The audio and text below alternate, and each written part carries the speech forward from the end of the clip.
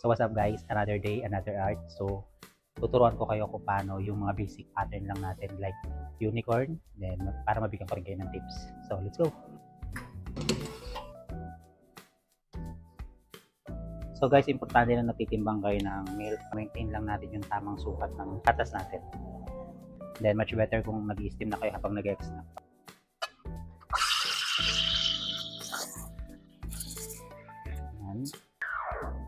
Ang purpose ng pagsasalin ko is para at least matanggal ko din yung ibang bubbles ng milk natin. So look at this.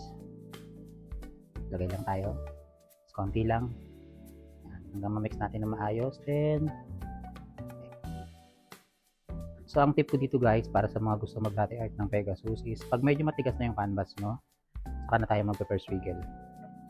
Okay, first wiggle para sa pakpak, second para sa ulo, then another wiggle for body, diretso na natin sa buntot, then paa,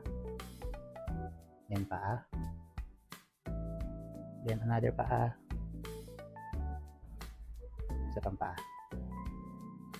Then sa ulo na tayo. Mas okay kung medyo mabagal yung ano nyo, pagdadragging nyo. And cut. Stinted na lang dito. Yan muna for today. See you on next video. Bye bye!